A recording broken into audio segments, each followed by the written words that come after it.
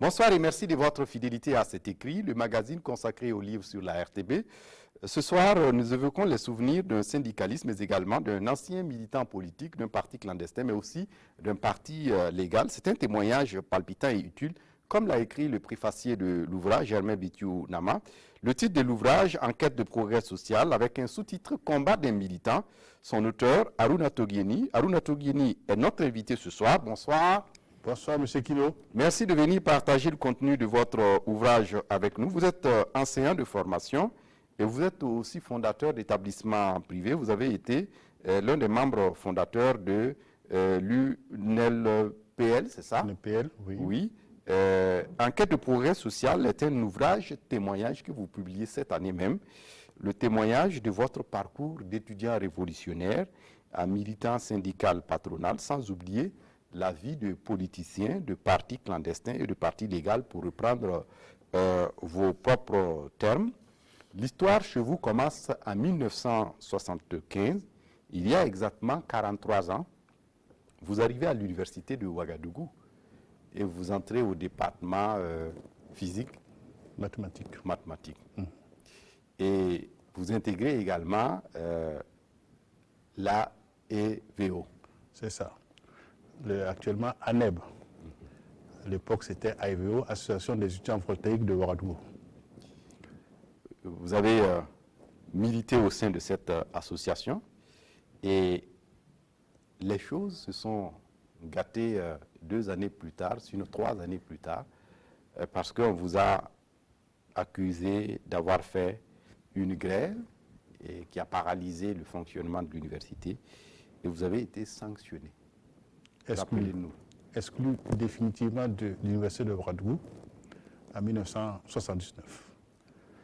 Évidemment, nous sommes arrivés jeunes étudiants, comme on l'avait dit, inscrits à l'Institut de mathématiques et de physique, IMP.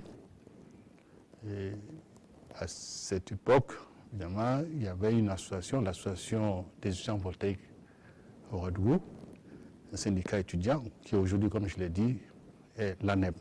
Donc l'AEVO est un peu l'ancêtre de l'ANEB. Bien sûr, l'AEVO, comme tout syndicat étudiant, se fait fort de défendre les intérêts des étudiants. Et à notre arrivée à l'université, quelques temps après, il y a eu plusieurs événements qui nous ont marqués et qui m'ont amené, moi particulièrement, à militer dans cette association.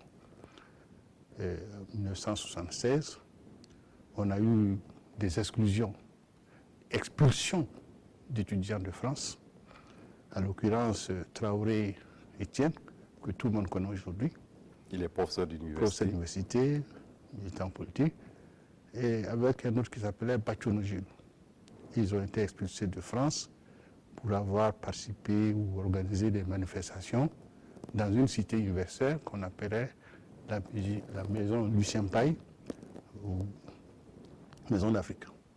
Donc, pour cela, je pense que les autorités universitaires et les autorités françaises ont estimé qu'ils étaient désirables en France et ils ont donc mis... Indésirables. Oui, je suppose, parce qu'on les a expulsés. Ils sont arrivés chez nous ici à Ouagadougou. Cela nous a beaucoup choqués. Effectivement, l'AEVO a organisé bien sûr des manifestations et a sonné l'alerte. Nous sommes sortis, nous avons manifesté. Eh bien, on ne comprenait pas bien pourquoi, effectivement, pour un pays comme le Burkina qui a besoin de cadres, et qu'ils aient été expulsés, mettant ainsi fin à leurs études. Ça nous a beaucoup marqué. Et l'AEVO qui était aux avant-postes, pour cela, ça m'a amené à vouloir comprendre comment fonctionnait cette organisation. Et parce que, à mon avis, ils ont été, les dirigeants à l'époque étaient à la hauteur. Ils ont vraiment montré qu'ils avaient à cœur la défense des intérêts des étudiants et d'une manière générale du Burkina Faso, en fait, de la Volta à l'époque. C'est ça qui m'a amené, avec d'autres circonstances aussi, tout aussi difficiles, amené à militer dans cette organisation, l'association des étudiants voltaïques à Ouagadougou. Et vous révélez dans le livre que vous avez non seulement été séduit par la formation militante qui s'y mène à l'intérieur de ces groupes, la formation idéologique, cela s'entend. Oui. Parce que c'est vrai que l'AEVO était un syndicat étudiant, mais c'était aussi un syndicat révolutionnaire, en ce sens qu'il faisait de l'émancipation, de la lutte pour le progrès, n'est-ce pas, du peuple du Burkina Faso. Et comme nous, à l'époque, l'AEVO avait une analyse qui consistait à dire que notre pays était une néocolonie. Une néocolonie que nous sommes passés, bien sûr, du stade de la colonie à la néocolonie. Et pour nous, en fait, le colonisateur n'était pas tout à fait parti. C'est sous une forme qui restait toujours, disons, à l'époque, c'est ce qu'on disait. Et donc, l'AEVO, comme certainement d'autres organisations, se faisait fort, bien sûr, de contribuer à libérer totalement notre pays et en faire un pays réellement indépendant. Oui, et dans donc le c'était livre, ça. Oui. vous insistez sur les luttes de l'AEVO. Oui. Et finalement, en 1979, vous avez perdu. Bon, Pour ne peut-être pas que nous dire avons que la été... lutte a échoué. Oui, c'est vrai que nous avions effectivement un certain nombre de préoccupations, parce que en ce moment, nous estimons que le système d'examen mis en place était trop sélectif et ne permettait pas aux étudiants de réussir. Parce que nous pensons que notre pays avait besoin de ces cadres et on disait que, bien sûr, ce que nous appelons en fait les valets de l'impérialisme mettaient tout en œuvre pour retarder au maximum, n'est-ce pas, cette indépendance totale dont nous rêvions et en ne permettant pas la formation des cadres. Et donc, tout le système mis en place, évidemment, avait pour objectif de limiter au maximum la formation des cadres. Donc, nous avions engagé, disons, une lutte pour effectivement obtenir de meilleurs systèmes d'examen qui évaluent réellement les compétences des étudiants, mais qui n'avaient pas pour objectif de les empêcher de devenir des cadres. Bon, bien sûr, une lutte, on gagne quelquefois, qu'on peut aussi perdre. Nous n'avons pas réussi à faire changer le système de l'administration et le gouvernement ne nous a pas écoutés. Et au final, comme sanction, ils ont décidé de nous exclure. Je parle des dirigeants, parce qu'il y a eu des sanctions qui ont été prises, des sanctions étagées. Mais ceux qu'on estimait être des leaders du mouvement étudiant ont été exclus de l'université de Rwanda. Oui, vous avez expliqué dans le livre que ceux qui étaient en première, deuxième année ont été exclus d'office de l'université et reversés dans l'enseignement primaire. Non, c'est-à-dire que... instituteur. Oui, en fait... Et ceux qui étaient en troisième année, année de licence, comme vous, exclus d'office et reversés dans l'enseignement secondaire. Voilà. Donc vous avez été envoyé au CEG de Dori comme enseignant de physique-chimie. C'est ça. C'est-à-dire que, bien sûr, l'université était composée de plusieurs écoles à l'époque. Il y avait l'école supérieure des sciences économiques, il y avait l'école de droit, il y avait l'institut de mathématiques, enfin, il y avait plusieurs instituts. Alors donc, ce dont je vous parlais tout à l'heure, il s'agit des étudiants qui étaient à l'Institut de mathématiques et sciences physiques, à l'IMP. Alors, ce sont eux qui avaient effectivement signé des engagements pour être enseignants. Ceux d'entre eux qui avaient été jugés comme étant des leaders, ou en tout cas qui ont participé de manière active, ce sont eux qui ont été sanctionnés de cette façon, par tous les étudiants évidemment de première et deuxième année. Certains, je dis donc, ceux qu'on avait estimés être des leaders. Ceux qui étaient en première année et en deuxième année ont été affectés, ont été comme instituteurs dans les écoles primaires. Nous qui étions en année de licence, nous avions été affectés, c'est-à-dire exclus et affectés comme enseignants dans les CEG. Et vous avez, comme un peu du fatalisme, accepté le sort? Non, parce que quand même, il faut dire que nous avions lutté pendant plusieurs mois. Mais nous étions évidemment au bout du rouleau peut-être, parce que non seulement nous n'avons pas réussi à faire changer le système d'examen, et nous n'avons pas donc réussi à ce que le gouvernement et les responsables reviennent sur le système d'examen et mettent en place un système beaucoup plus adéquat. Et nous avons évidemment été exclus. Bon, on n'avait peut-être plus les possibilités de faire quoi que ce soit. Et Aruna Togieni, ce qui est intéressant sur cette partie, vous finissez par cette conclusion que si la jeunesse d'un pays est une jeunesse mouton, alors l'avenir d'un tel pays est sombre. Absolument. C'est finalement la conclusion à laquelle vous arrivez, Non. malgré que, quelque part, la lutte n'a pas abouti. Ce que je dis, c'est en direction des autorités. C'est-à-dire que j'estime que nous avions fait preuve de beaucoup de dynamisme, beaucoup de combativité. C'est de ça qu'un pays a besoin. Une jeunesse qui croit, une jeunesse qui se bat pour faire changer le pays, pour faire évoluer le pays. Lorsqu'une jeunesse est une jeunesse qui accepte tout, qui n'y réagit pas, ce pays n'est pas en mesure de faire évoluer la société. Les mutations nécessaires ne peuvent pas avoir lieu. Parce que ceux qui sont porteurs, n'est-ce pas, de changement, ceux qui ont envie de tout ça, c'est la jeunesse. Et qui n'acceptent pas tout. Un pays a besoin d'une jeunesse active, une jeunesse qui se bat, qui veut changer le monde, qui veut avoir un monde meilleur et qui se met debout pour cela. Et je pense que d'ailleurs au Burkina Faso, notre jeunesse a toujours été de cette trempe-là.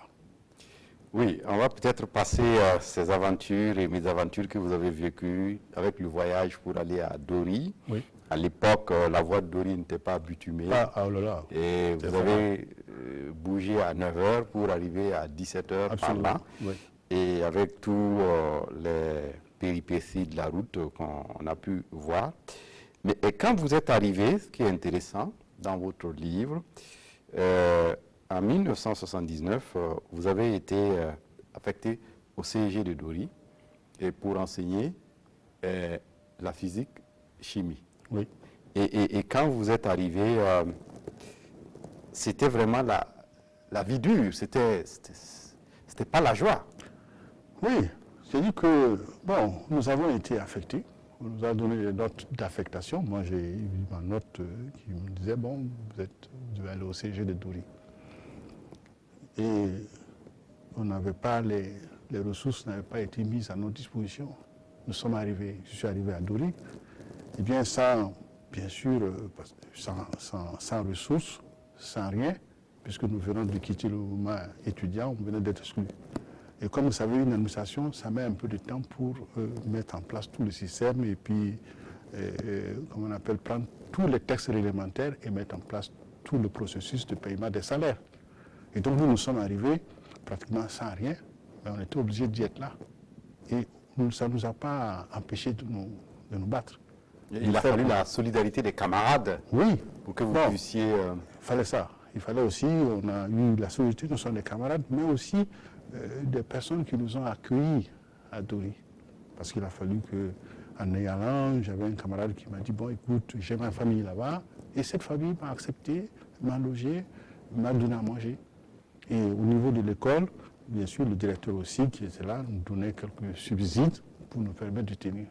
Donc de novembre jusqu'en mars-avril, nous sommes restés ainsi avec des sommes dérisoires, mais nous tenons bon. Oui, vous racontez une scène qui nous a choqués en tant que lecteurs dans le livre. Quand vous êtes venu à Ouagadougou pour poursuivre vos dossiers de premier salaire, oui. Dans le même temps, on fait un communiqué à la radio pour dire que vous avez abandonné votre poste. C'est choquant, c'est à la limite injuste. Oui, c'était très injuste. C'est très injuste. Et ça, je dis, bon, peut-être qu'avec le recul du temps, je sais de comprendre un peu mon directeur à l'époque. C'est vrai qu'étudiant syndicaliste, nous étions un peu trop remuants pour lui. Nous l'avons contrecarré à certains moments dans des décisions qu'il voulait prendre. Je pense que c'était peut-être une sorte de réaction à cette façon de faire que nous avons fait. Et bon, peut-être. Bon, mais en tout cas, avec un certain recul, vous dites aujourd'hui que vous essayez de comprendre. J'essaie de comprendre. Mais à l'époque, je ne l'avais pas accepté. Donc, entre 1979 et 1988, vous avez été militant syndical, mais travailleur. Oui. Et vous avez aussi milité pour un parti clandestin, le PCRV. Oui, j'ai été militant du PCRV. Je l'ai expliqué dans le livre. Eh bien, le PCRV est parti politique où on n'y entre pas parce qu'on veut Mais on y entre par cooptation, Ah vous oui, l'avez oui. expliqué dans... Dans les yeux, un parti, c'est un parti communiste. Hein, vous savez, un parti communiste, on ne peut pas une demande pour entrer. Et on ne vient pas, il n'y a pas un siège quelque part où vous venez pour dire, bon, je vais être militant. C'est un parti qui coopte effectivement, qui regarde les personnes les plus, ceux qui en tout cas répondent à leurs caractéristiques, et vous contacte, vous dit, bon, écoutez, est-ce que vous voulez faire partie de notre organisation? Et moi, quand ils m'ont contacté pour me dire, bon, effectivement, on a jugé que vous êtes capable d'être militant de ce parti, bon, moi j'étais très bien content, hein. J'étais très heureux et très fier même. Parce qu'à l'époque, on était évidemment dans la lutte politique, dans la lutte syndicale. Et c'était un honneur pour vous. Oui, que j'ai été choisi parmi plusieurs de mes camarades pour faire partie de ce parti. Bon, évidemment, j'étais très très content, très très fier. Bon, évidemment, et j'avais pris, comme je dis dans mon livre, en même temps, en acceptant d'être dans cette organisation, je prenais aussi beaucoup d'engagement, toujours me battre pour le Burkina Faso, pour la Haute-Volta, pour le peuple du Burkina Faso. Ces masses populaires qu'il faut évidemment travailler à les libérer du néocolonialisme et autres. Ça, c'était ce que je disais à l'époque, c'est ce à quoi je croyais. Oui. Et dans le PCRV, qu'est-ce qu'on apprend, qu'est-ce qu'on fait dans le PCRV? Mais comme tout parti politique, c'est un parti qui s'organise pour prendre le pouvoir. C'était ça. Mais la particularité, vous êtes clandestin. Ah oui, c'est un parti clandestin, évidemment, parce que vous imaginez bien qu'un parti politique qui veut mettre à terre, qui veut renverser le système politique actuel pour construire un autre système politique, n'est pas un parti qui est bien vu par les tenants du pouvoir en ce moment. Donc, ces personnes qui disent de manière très claire, nous voulons renverser le système pour mettre en chose, eh bien, sont certainement recherchés et combattus.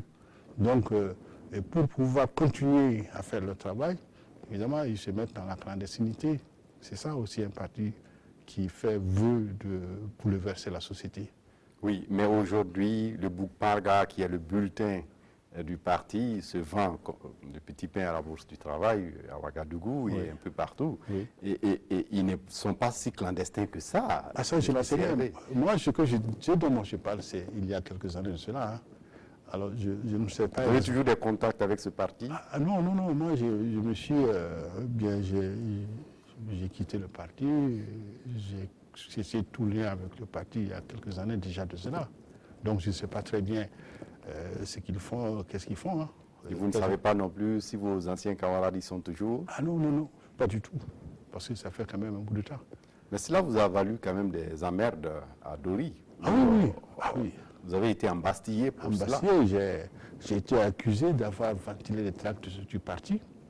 J'ai effectivement, je le reconnais dans le livre, c'est ce qui était mon devoir de le faire, de propager les idées du parti à travers les documents qu'il dictait.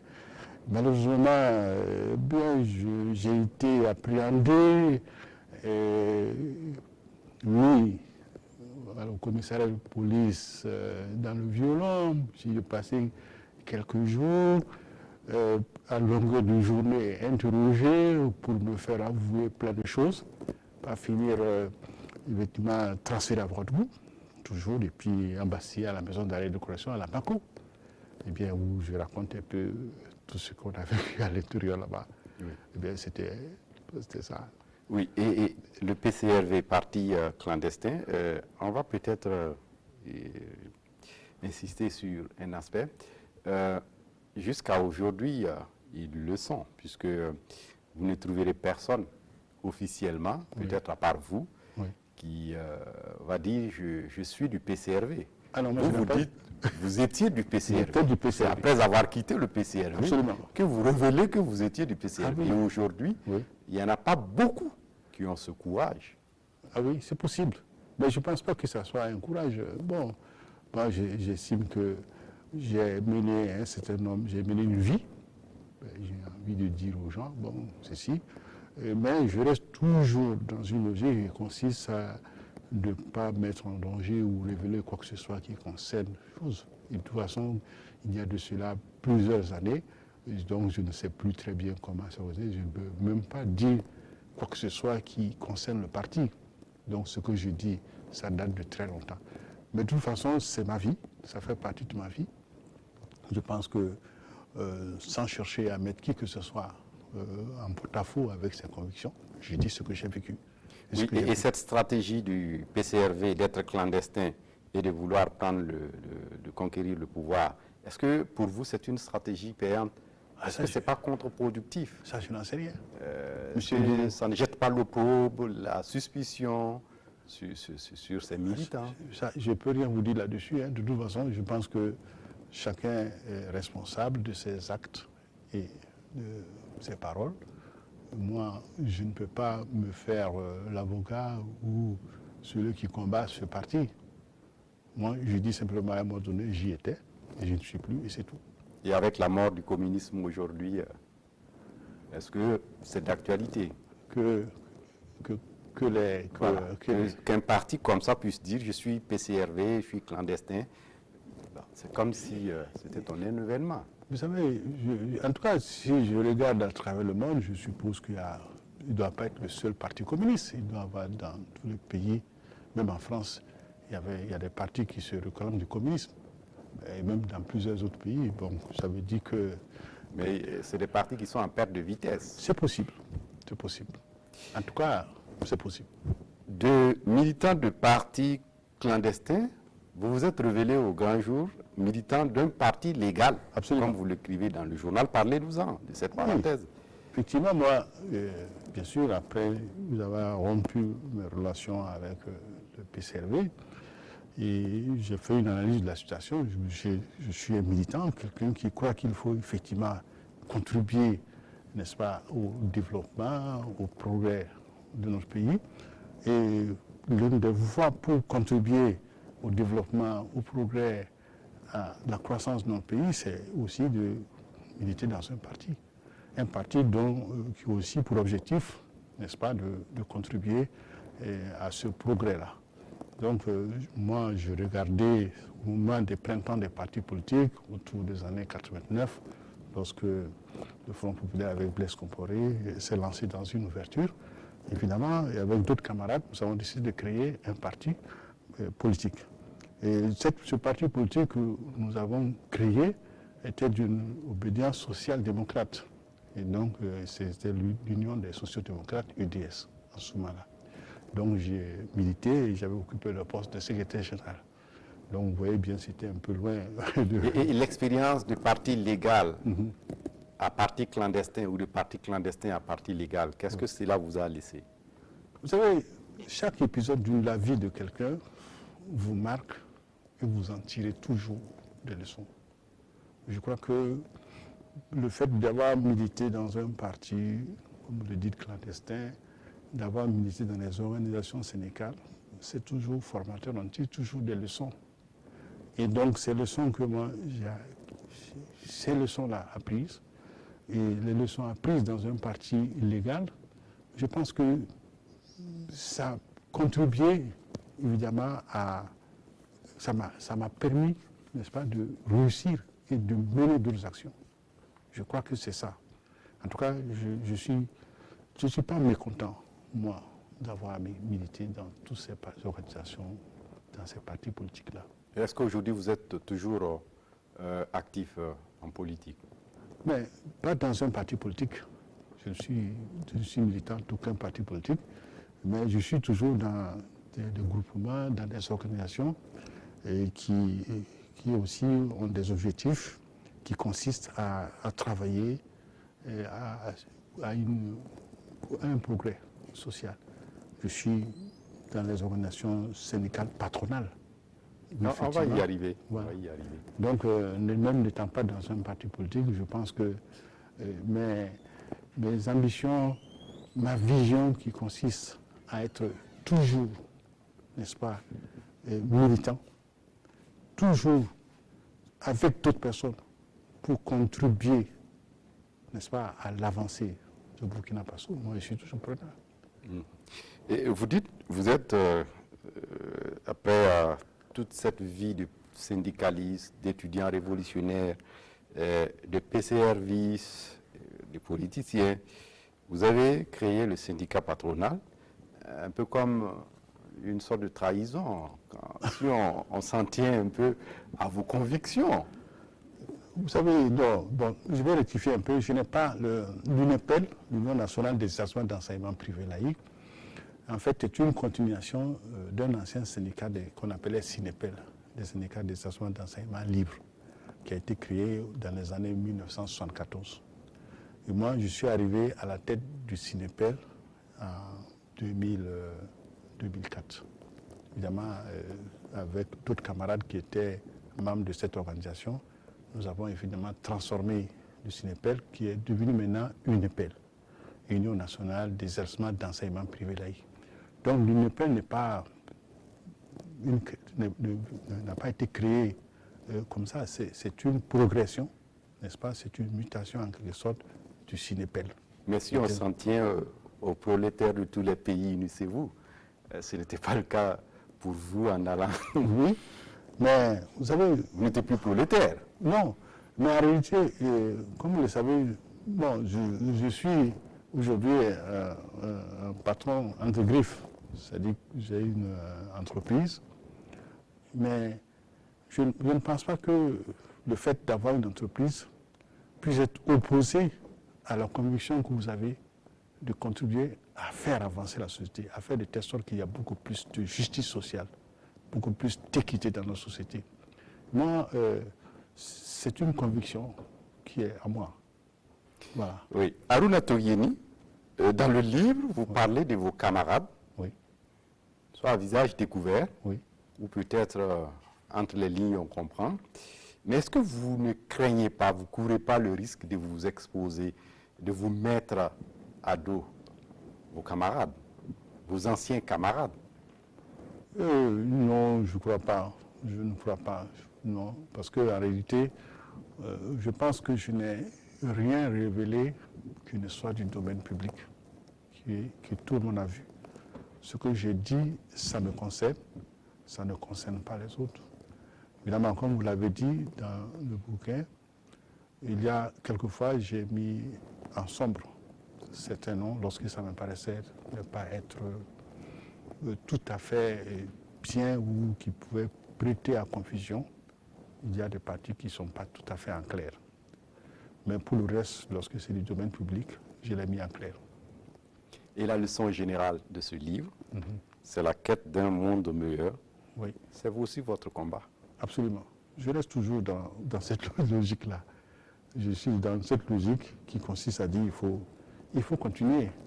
Je pense que les êtres humains, c'est que nous n'avons pas le droit de nous refermer sur nous-mêmes, de penser qu'à nous-mêmes, à nous seulement. Et nous avons levé, en tout cas, en tant qu'être vivant dans une société, c'est le devoir de chaque personne de faire de tout son possible pour que, effectivement, la société là soit beaucoup plus équitable, meilleure. Et il faut y mettre, n'est-ce pas, du sien, sa combativité, sa fougue, sa foi. Et moi, je suis dans ça. Merci d'être venu partager le contenu de votre témoignage avec nous, vos souvenirs. Merci. Voilà, c'est tout pour cette émission. Merci d'être venu. Merci bien, M. Kino. Voilà, c'est tout pour ce numéro de cet écrit. Merci de votre attention et à très bientôt pour un autre numéro. Au revoir.